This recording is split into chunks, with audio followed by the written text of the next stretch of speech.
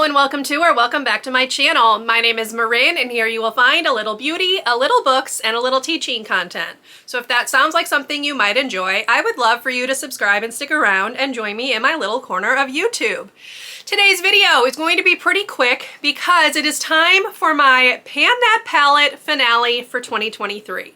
So let's go ahead and get into it.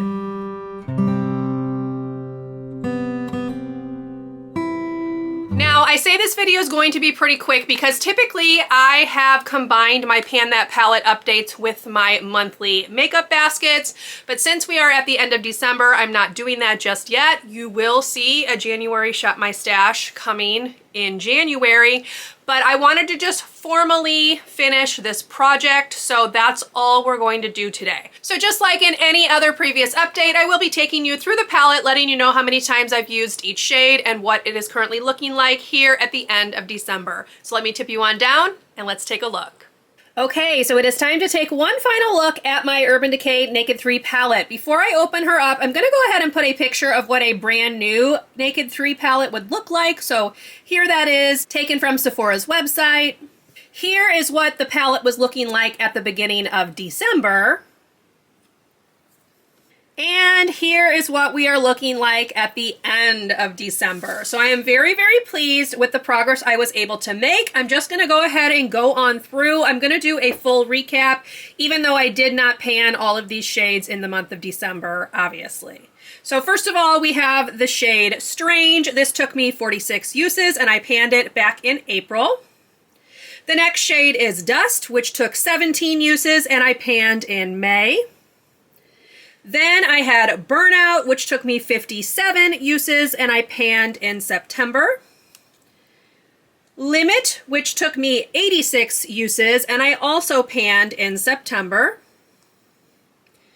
Buzz, which took me 38 uses and I panned in August.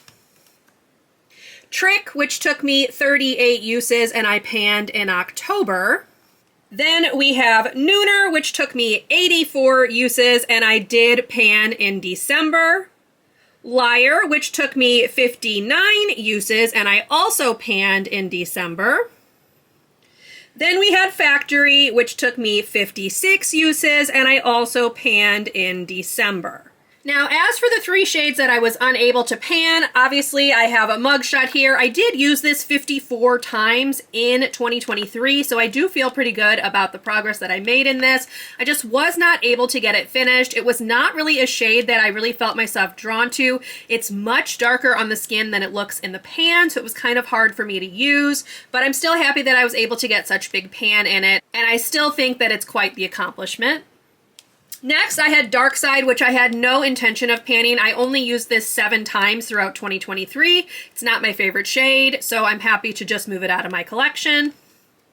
And then this last shade right here is Dark Heart. I used this 15 times in 2023. I mostly used it as an eyeliner where I would wet my brush, and that's how I was able to get that tiny little bit of pan in there. But again, this was not one I was ever intending on panning, so I'm happy to leave it the way it is and call it complete.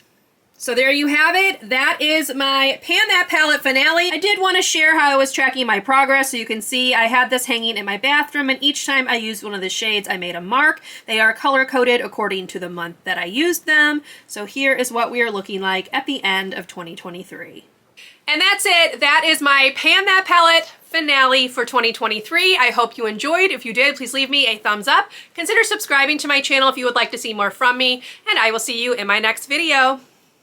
Bye, everyone.